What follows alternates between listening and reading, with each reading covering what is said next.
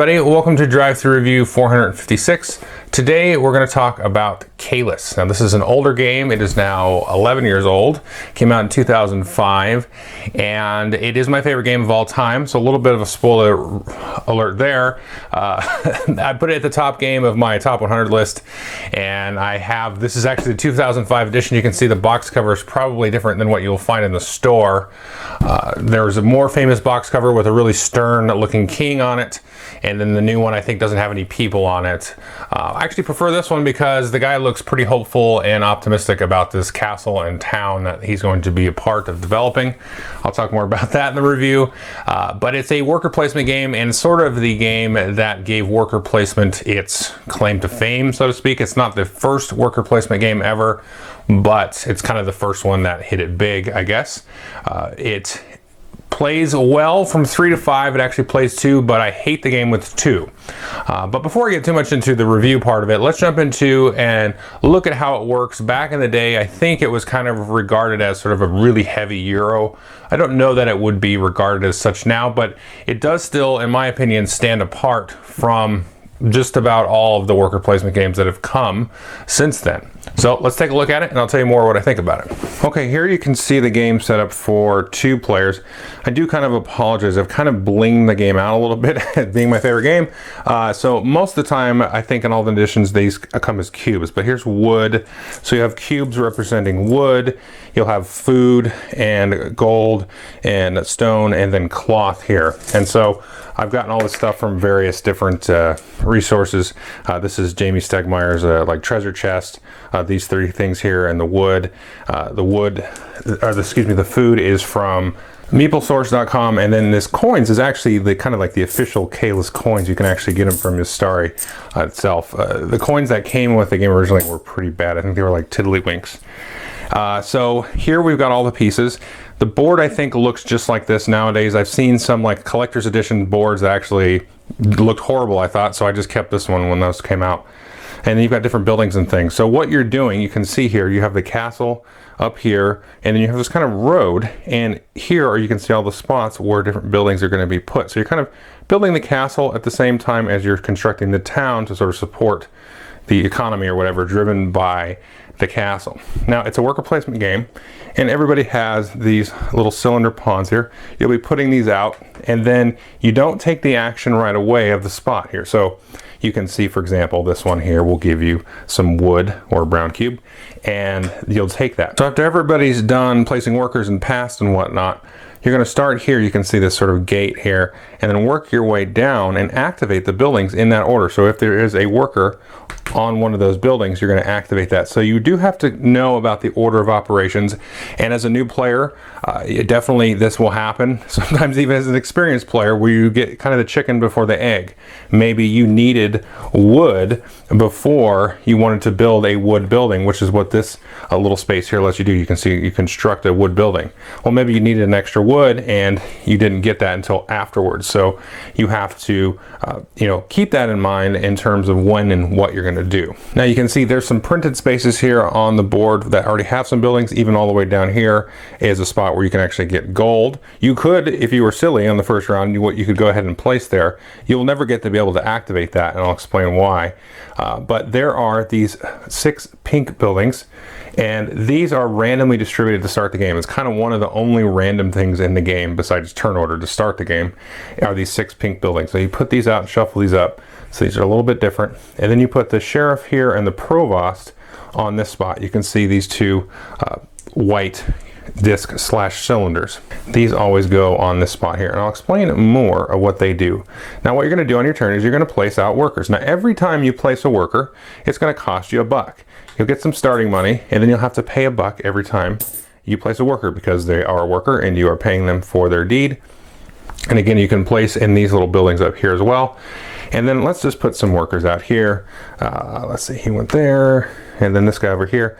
And then let's say you're coming back to orange.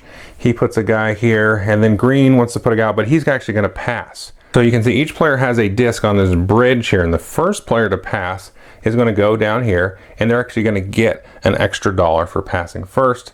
And then everybody else when they're placing their workers out, the price has now gone up. It's not going to be $2 per worker to put out. So you can actually drive up the price by passing early and so on.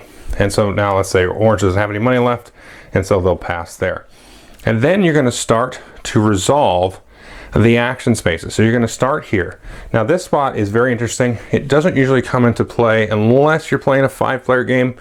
Even then, it's kind of rare. What you can actually do is you can take your worker here as the first thing that we resolve as we go down this track, and take him and move him to a free spot that there isn't already a worker there. So that's kind of interesting sometimes. This one here, you will collect $3, and you can see money is very important because, again, you need money to pay your workers as you put them out. And then you can see you move to this spot here, and this allows you to move the Provost. And the Provost is this small disc here, and you can move him forward or backward 3 spaces.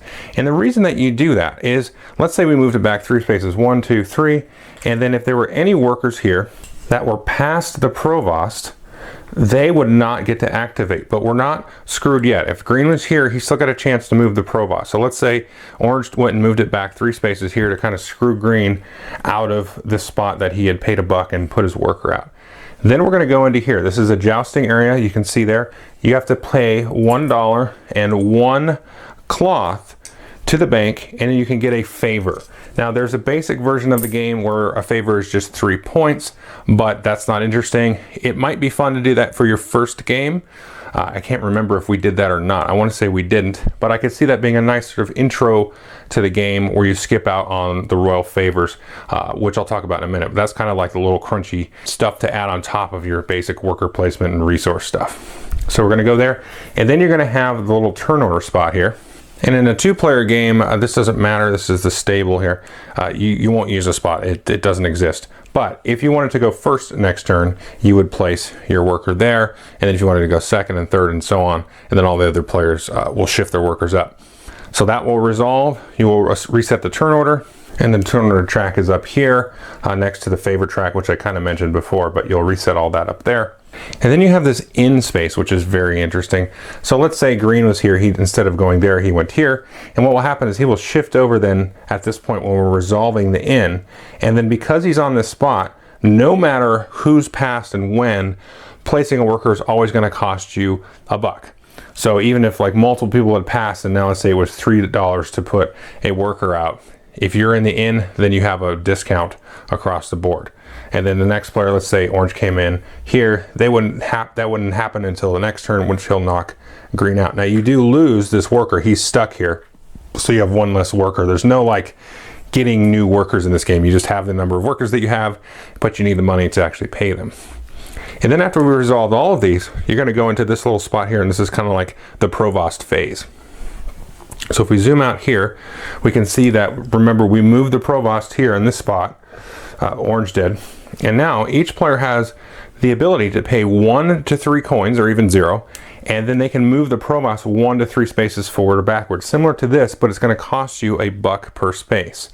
So let's pretend green pays $2 to move the Provost here, and then they know that orange only has $1, so the orange could move it back 1 space, but that wouldn't eliminate green, because green, if you're on the same space as the Provost, you can activate that. So you can have some negotiation here, especially of course with more players. You know, hey, if you pay $3 and move it back 3, I'll pay another $3 and move back another 3 when it comes to my thing here, because as you do that, you move your discs off, and then you can really screw a player that maybe got a little bit too far ahead of themselves in terms of where the Provost was at. And I'll talk a little bit more about that in a second. But you're going to do that, and then you're going to walk through and resolve all of these buildings. And you can see here, for example, this is get a food or a cloth, pink or purple. This is you get a brown cube. Here you can see the spot to actually build a building. And there's 2 types of buildings that you can build, at least immediately. You have wooden buildings, and you can see the cost here is always wood and something else. So wooden food, a white cube here will be any other cube, you know, so on.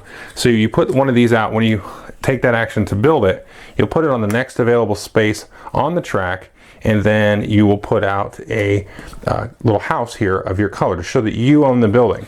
And you also will score, I should say, the victory points there. Now, when somebody else goes and uses your building, you will get a victory point. So if, in this case, the green player wanted to get 2 food or a cloth, then I would score victory points. So it's kind of key to put out certain buildings to get a lot of points during the course of the game, because it's a really cool building and everybody wants to use it. And just a quick mention, depending on the buildings that are actually decided to be built in the game is really going to change up you know, what's available, of course, and what strategies people want to do. And you can simply just go and select. There's not a ton of buildings to look through, but the first time you play it or so, it'd be a little bit intimidating. But here is the wood buildings. Then you have here a stack of stone buildings, but you need to actually build this guy before you can actually build stone buildings. So if nobody cares about building this, then you're going to be limited on that. So once this is activated, people can use this and activate it to build stone. I will say this one I have, a buddy of mine actually made this special for me. It's a little bit thinner. I think this is in all the new editions. I do recommend people use it or find it. I think all the new editions have it. This is a way to convert gold into victory points. This is the jeweler here. So it did not come with the very, very first edition, but I think it comes in all the new ones. There's some other building types, but that's the main building types that you can build. So again, you kind of walk down here. This one is you can trade in any resource for $4 over here. Here you can actually see there's a spot on the board printed where you can build a wooden building. You walk all the way down here and do all that stuff. After you've resolved all of anything that's on the street here, if you had put a worker up here, then you could also build batches into the castle. So when you do that, it'll become your turn if you're first in here. So orange will get the first shot to build a batch. Now, batch is always 1 food plus 2 other different resources. So a wood and a stone, or a cloth, even gold, which would be silly, but you could do that. And you can build as many batches as you can pay for. So let's say orange can build 2 batches. They have enough resources. They have 2 food and maybe 2 wood and 2 stone, and they can build 2. So they would get, you can see here at the beginning of the game, 5 points per batch. So they would get 10 points. You will get penalized if you go in here and you don't build a batch, or you can't. You'll lose 2 victory points.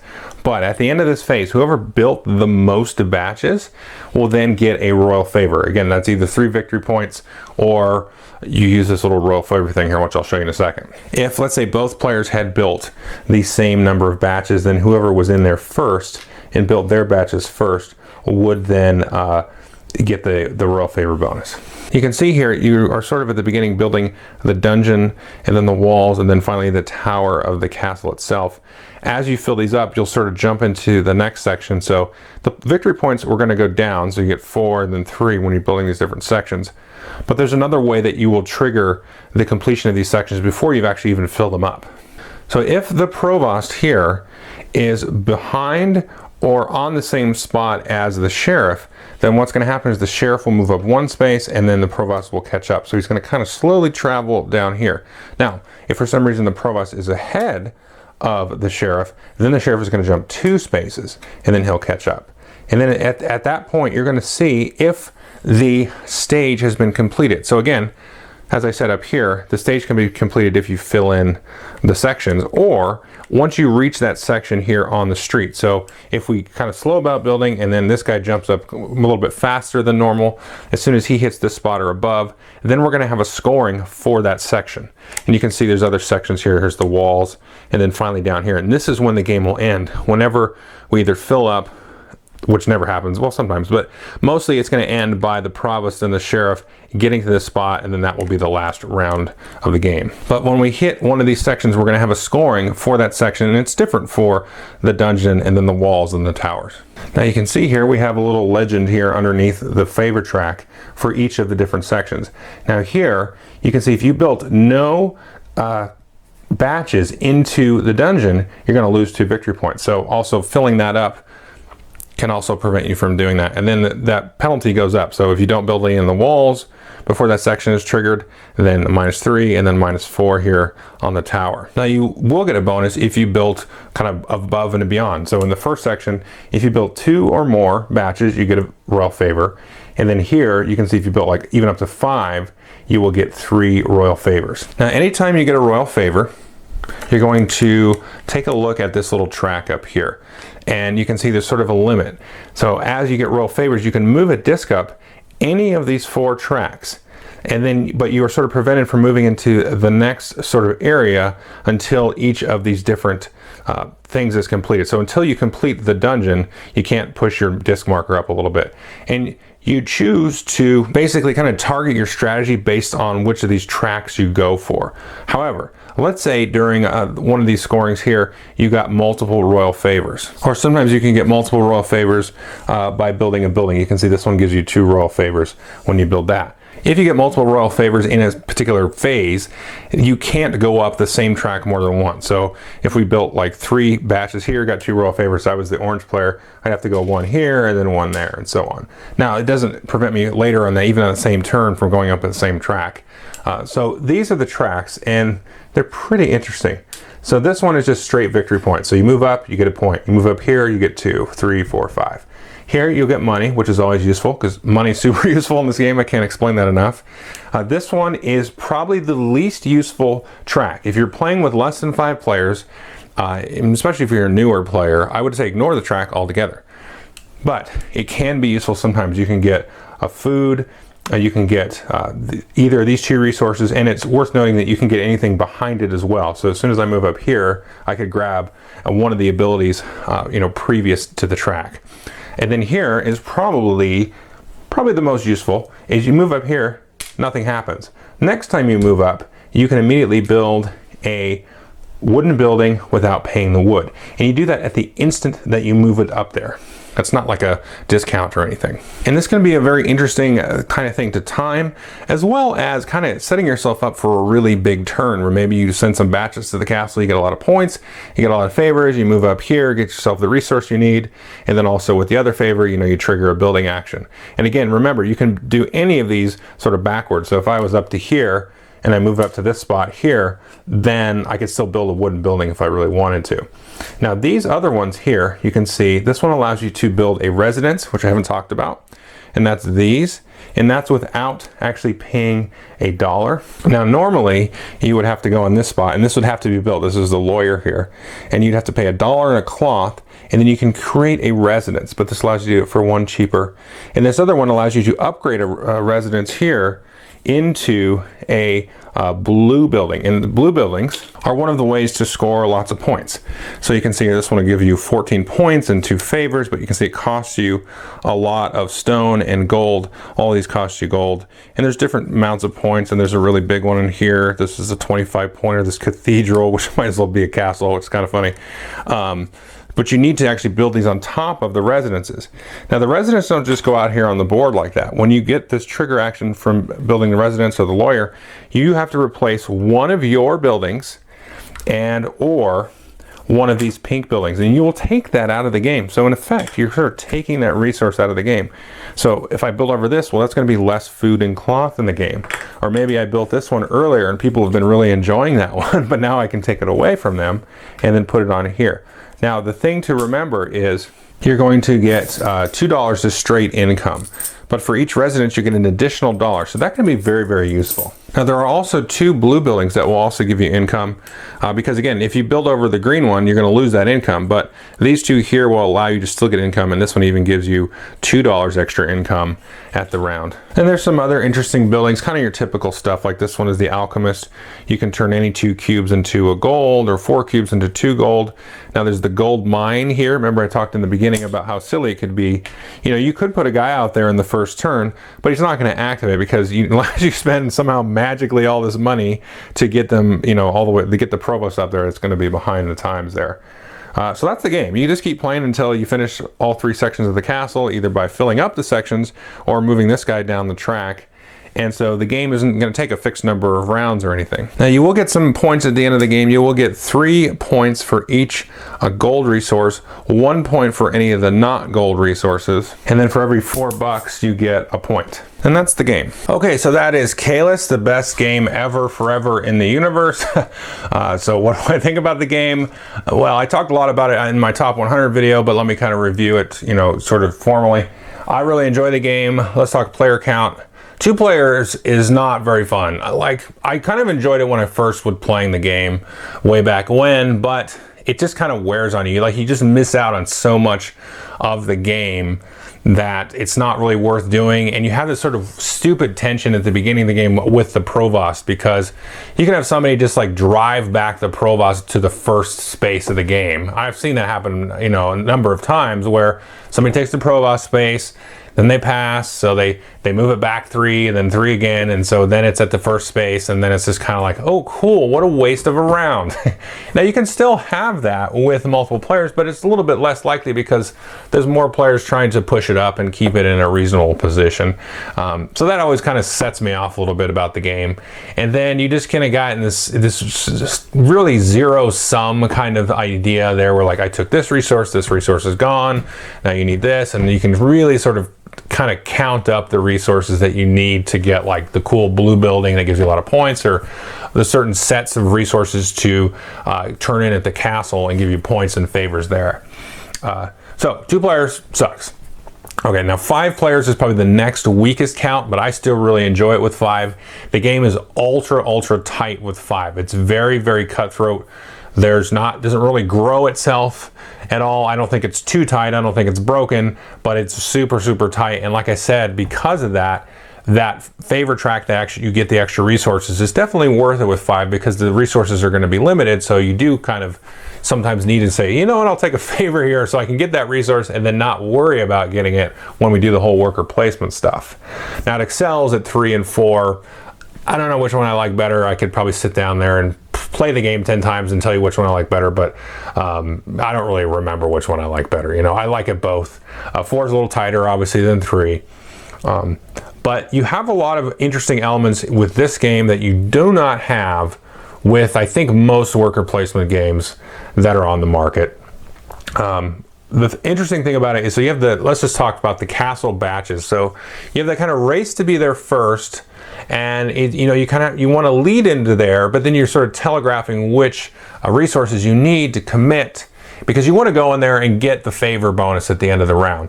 That's really what's worth it. You know, you get some cool victory points there, but you want to be the first place person that's able to trigger a royal favor and move up those tracks, because that's kind of like your engine. Getting those favors and sort of showing off in front of the king is very important in this game.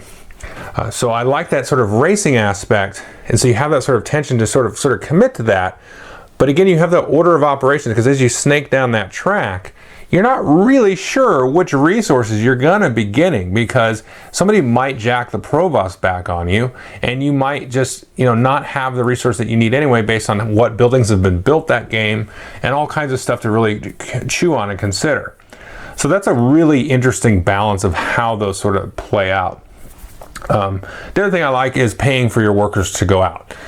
It's just straight money. It's not like necessarily directly tied to the resources, so they're decoupled in a way that it's important just to go get money, to have money to basically bribe the Provost moving forward or backward, and then also just having money to even put workers out. And again, if people pass early, that's going to drive sort of the price up of, you know, paying the workers and putting them out, because, you know, Billy's workers have already gone to sleep. Why do I have to do this work? You need to pay me more. Anyway, so that's kind of fun as well. You've got these little like spots of abuse on the board, like the joust, you pay $1 and a cloth and you just get a favor, and that's it. And that can be really cool, and that happens early in the turn. You can turn those favors into anything.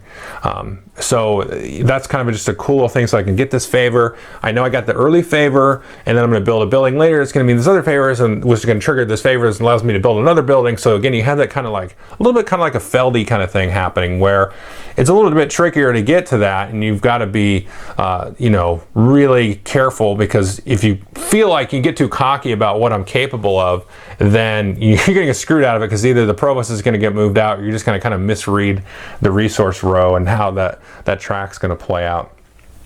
I like the whole idea of, you know, building a building and then letting other people use it, and you get sort of a residual benefit. Oh, one thing I didn't mention is sometimes when people use your building, you'll get like a good or something.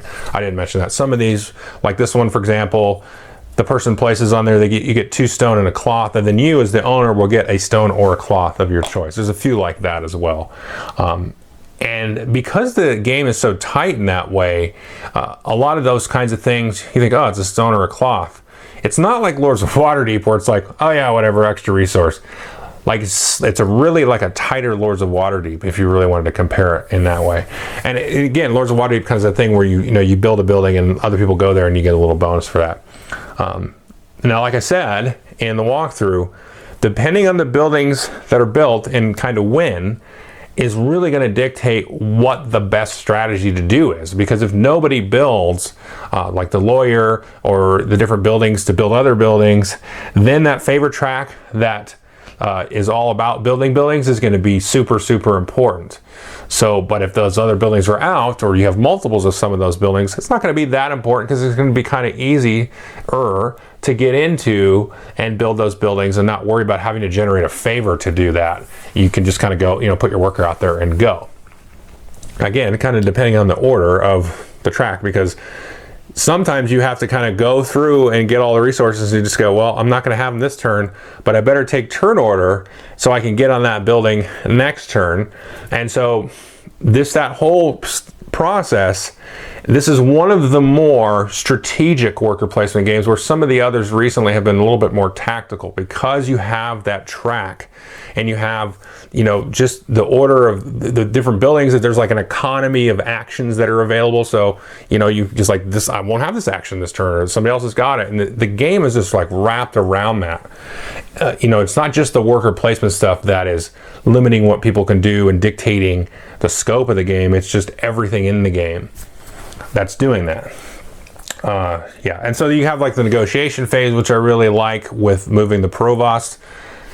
That can be very fun because you're like, Billy's gonna get a massive turn. Let's spend collectively $8 to screw the provost all the way back and screw him out of that. Now that's precious money that we're spending. That's not an easy decision to make, because you might be like, yeah, but I don't have any money after we're done with that, and I'm only going to get $2 income next turn to put my workers out. I'm not going to chip in for that. And then you can say, you know what, I'll chip in $1. And then, we've done it where, not necessarily with my new group, but my old group, we used to do like, yeah, sure, I'll put in $2, and it comes to my turn, I'm like, nope, not putting in the $2. I mean, this is perfectly legitimate. Now, you just play however your group is comfortable playing. Now, people can have their feelings hurt for sure with that, but that's just a group thing. So that's kind of mechanically why I really like it. I like the theme quite a bit because it's one of those where you build up the castle. It's not very visual because you're just putting out those little houses, but building up the towns is really the important part of the game. And I've just talked about how important that is mechanically in terms of the actions that are available. But it's visually, you build up this road and the town kind of sprawls out around the castle. And so that kind of works thematically. So, you got to pay your workers, you got to bribe the provost and the sheriff and all that kind of stuff. And, then the town sort of just evolves and you get more cooler buildings and, with new workers and contractors are in there. And so that, the economy starts to thrive a little bit and grow. And so, back in 2005, when I first played this game, I was like, well, this is really, really cool. I mean, it was still kind of like my early stages or whatever of playing different Euro games and board games. And I was like, just really kind of impressed and just overawed and everything at how the game kind of just all fit together. To me, it was super thematic. And even at the time, like I couldn't tell you like, oh, this game is thematic, because that like word wasn't even in my brain. I was at my friend's house, playing the game. I bought this game, actually. This is the copy I bought. And we used to play, sorry, I'm going to go in storytelling mode here in a minute. But, we used to play Puerto Rico and Power Grid, and I played Catan and, a bunch of other games like that. And I loved all those games, except for Puerto Rico. And, so I got on Board Game Geek and like looked around, and my friend had an account on Board Game Geek, and I just kind of surfed around, and I think Caylus was like the #1 game or the #2 game or something. It was just #1. And so I was like, I want to get a game, and try one of these new games, because we played through the others a few times, and it wasn't like I was sick of them, but Cult of the New and all that.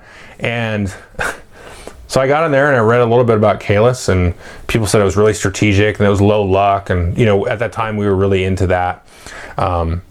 And so I got it and read the rules and all that stuff and took it to the group and we played it. And back then we used to play it for a while there. We played it like every week, that we had game night, and one night, you know, I think at least one night we played it 3 times in a row, and we, you know, everybody really liked it and stuff.